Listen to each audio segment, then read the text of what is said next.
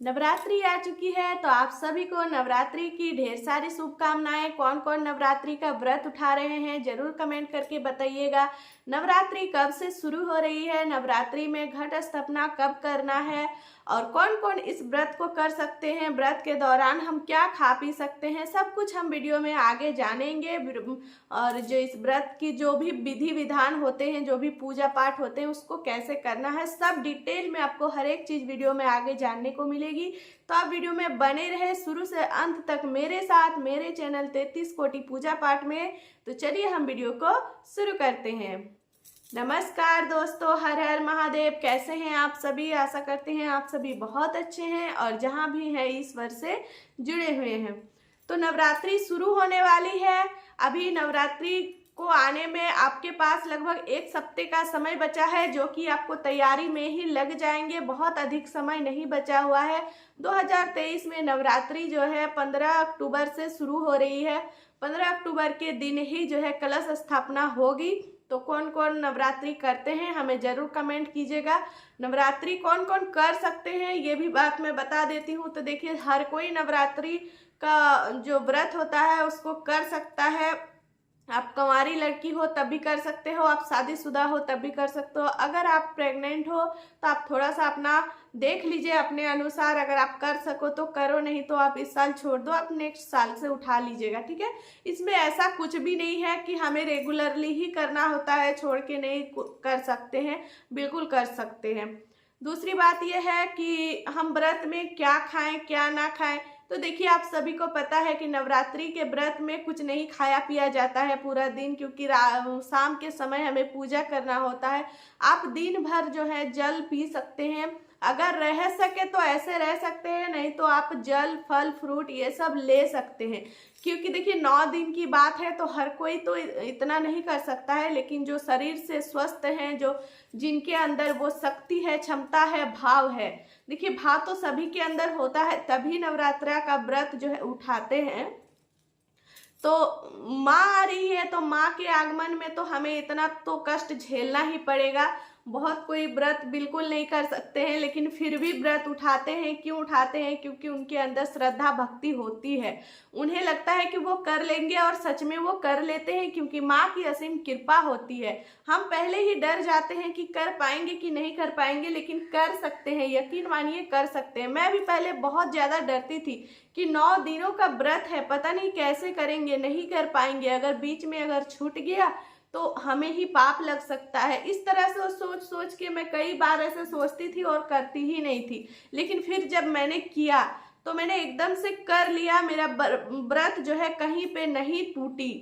तो ठीक इसी तरीके से आप सभी को भी, अगर आप लोग मन ही मन सोचते हैं तो सोचना नहीं है, बस कर लीजिए। यकीन मानिए माता रानी आपकी पूरी मदद करेगी और आप बस पूरे भाव से कीजिएगा। व्रत में क्या करना होता है शुरू के दिन? देखिए, वैसे तो शुभ मुहूर्त देख के अगर आप घट स्थापना करेंगे तो मुहूर्त में तो इस साल 15 तारीख को 11 बजे से लेकर 12 बजे के बीच में घट स्थापना दिखा रहे हैं।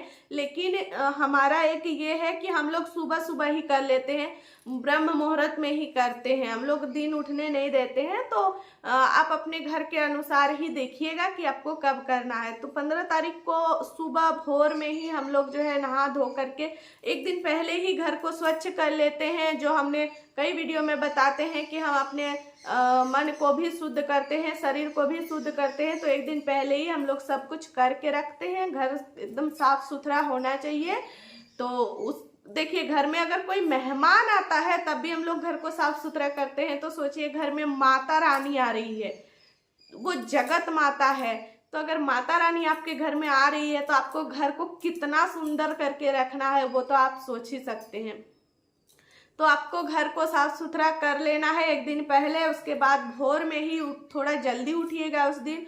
उसके बाद आपको घर को झाड़ू पोछा जल्दी जल्दी से करके नहा लीजिए। उसके बाद आपको पूजा पाठ करने हैं। फूल आपको ले लेने हैं, लाल कलर के फूल जितने ही आपको मिलेंगे आप ले लीजिएगा।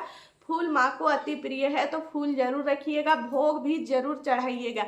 इन 9 दिनों में 9 प्रकार के भोग चढ़ाया जाता है, तो उसके ऊपर मैं अलग से वीडियो लेके आऊंगी। 9 दिन का 9 प्रकार का भोग भी आप लोगों को बताऊंगी कि कब क्या चढ़ाना है। तो देखिए, सुबह सुबह इतने काम आपको कर लेने हैं। उसके बाद स्टार्टिंग के दिन में थोड़ा सा दिक्कत होता है, उस दिन ज़्यादा काम रहता है, उस दिन हमें घट स्थापना करना रहता है। घट स्थापना में आपको लोटा ले लेना है, पीतल का हो या कांसे का हो, ठीक है, तो वो ले लीजिएगा। अगर वो नहीं है तो आप मिट्टी का लोटा ले सकते हैं, लेकिन ले लीजिएगा, ठीक है। नीचे आप चावल ले लीजिएगा, जो अक्षत्र हम लोग बोलते हैं, जो वही आरवा चावल गोटा होना चाहिए, खंडित नहीं लीजिएगा। नीचे रख दीजिए, थोड़े से फूल दे दीजिए, उसके ऊपर आप घट स्थापना कीजिए। ऊपर से आप आम के पत्ते डालिए, नारियल रखिए। उसके बाद पूजा पाठ अपना शुरू कर दीजिए। माँ को संकल्प लेकर कहिए कि मैं 9 दिन का व्रत करने जा रही हूँ, तो जरूर ही आप मेरे घर आइएगा और मेरा व्रत को पूरा कीजिएगा, ठीक है। जो मेन द्वार होता है हम लोगों का, जो मेन डोर होता है, वहाँ पर आपको सुबह सुबह एक रंगोली बनाना है। जरूरी नहीं है कि रंगोली बहुत बड़ी होनी चाहिए, आप छोटा सा ही रंगोली बनाइए। छोटा सा भी नहीं कर सकते हैं तो थोड़ा सा बस ऐसे गोल कर दीजिए, थोड़ा सा पुष्प उसमें डाल दीजिए और एक दिया रख दीजिए, क्योंकि ये बहुत ही शुभ माना जाता है माँ का स्वागत के लिए। देखिए कई बार हम लोग घर में, जब हमारे घर में नई मेहमान या फिर नए बहू आती है, तो हम लोग उसको घर की लक्ष्मी स्वरूप आरती करके लाते हैं। तो ठीक उसी तरीके से उसी का स्वरूप हम उनको वहाँ पे स्वागत के लिए रंगोली बनाते हैं, दिया रखते हैं, ताकि माँ हमारे घर पधारेगी।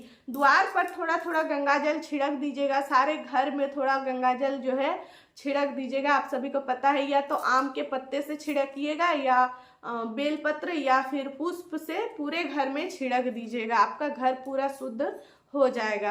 तो इस तरीके से आपको शुरुआत करने हैं नवरात्रि के, और पूरा दिन आपको पानी और फल फ्रूट में रहना है। आप दूध पी सकते हैं, आप पानी पी सकते हैं, आप देखिए ये पहला वाला दिन अगर हो सके तो आप फास्टिंग कर लीजिएगा, बहुत अच्छा रहेगा। शाम को जब आपका पूजा आरती हो जाएगा, शाम के समय नहा फिर से एक बार फ्रेश हो जाइएगा।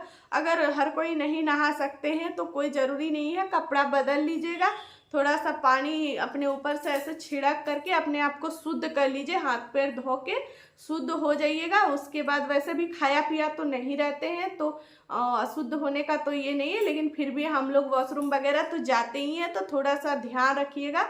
तो अपना स्वच्छ कपड़ा पहनने के बाद एक आसन लगा के बैठ जाइए शाम के समय, ठीक है। सुबह तो आपने घट स्थापना वगैरह कर लिया, भोग लगा दिया है, अब शाम के समय आपको क्या करना है, आपको एक आसन लेके बैठ जाना है, धूप दीप जला देना है। उसके बाद आपको जो है ये पाठ करना है। पाठ आप कोई सा भी कर सकते हैं, नवरात्रि का माता रानी के बहुत सारे चमत्कार हैं, तो किसी भी गुण को आप उनके सामने कह दीजिए, या फिर दुर्गा सप्तमी का जो पाठ होता है वो भी कर सकते हैं, जो ही आपका मन हो। अगर आप नहीं कर सकते हैं तो आप मोबाइल अभी तो सभी के पास है, तो उस टाइम पे वहाँ पे चला दीजिए और आप हाथ जोड़ के ऐसे बैठे रहिए, और जब दुर्गा सप्तमी का पाठ खत्म हो जाए उसके बाद ही आप आरती कीजिए।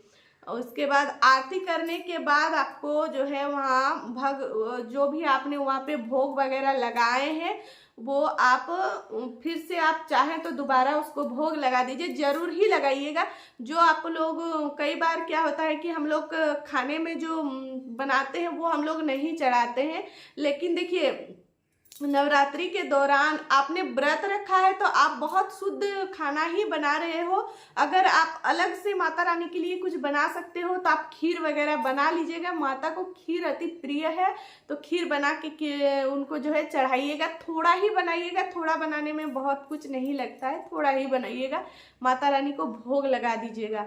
देखिए किसी को भी अगर आप अपने घर बुलाते हैं तो हम तरह तरह के पकवान बनाते ही हैं उनको खाना खिलाने के लिए, उसको खुश करने के लिए कि हमारे घर से जो है दुखी होके ना जाए, खुश होके जाए, ताकि वो हमें दुआ देंगी और कहेंगी नहीं मुझे फिर आना है इनके घर में, हमें बहुत आदर संस्कार मिले हैं, बहुत अच्छे से ख्याल रखते हैं। तो उस चीज़ का आपको ख्याल रखना है कि हम कितना करें कि माँ हमसे खुश हो जाए। देखिए हमारे अंदर इतनी शक्ति नहीं है कि हम माँ को खुश कर पाएं, लेकिन हम कोशिश तो कर ही सकते हैं ना, क्योंकि देखिए माँ की इच्छा के बिना हम कुछ नहीं कर सकते हैं, जो माँ की इच्छा होगी वही हमें करना होता है। तो वही बस अपने शरीर को थोड़ा एक्टिव रखिए। आपके मन में जो भी चीज़ें आ रही है उस समय भाव में कि हमें ये करना चाहिए, माँ के लिए हमें वो करना चाहिए, तो वो आप जरूर कीजिए, क्योंकि वो आपको माँ इशारा दे रही है, आपको समझा रही है कि आपको वो करना है। ऐसा नहीं होता है कि माँ खुद आकर हाथ पकड़ के कहेगी कि बेटी मुझे ये बना के दो, ऐसा कभी नहीं होता है। बस वो आपके मन में वो इच्छा प्रकट कर देती है, तभी आपके मन में वो चीज़ें चल रही होती है कि नहीं माँ को शायद ये भोग मुझे लगाना चाहिए तो माँ खुश होगी। देखिए, तो इस तरीके से ही जो है हमें अनुभव करने होते हैं कि माँ को क्या पसंद होंगे। हम जो चीज़ ही उनको प्यार से भाव से देंगे ना, वही माँ अर्पण कर लेती हैं। तो ये चीज़ आप देख लीजिएगा, जितना अच्छा से अच्छा भोजन हो सके आप लोग जरूर माँ को खिलाइएगा। आपके घर में 9 दिन तक माँ रहेंगी, तो आप लोग जो है बहुत अच्छे से उनका सेवा संस्कार कीजिएगा, ठीक है। तो इतना ही मैं आज की इस वीडियो में आप सभी को बता पाई हूँ।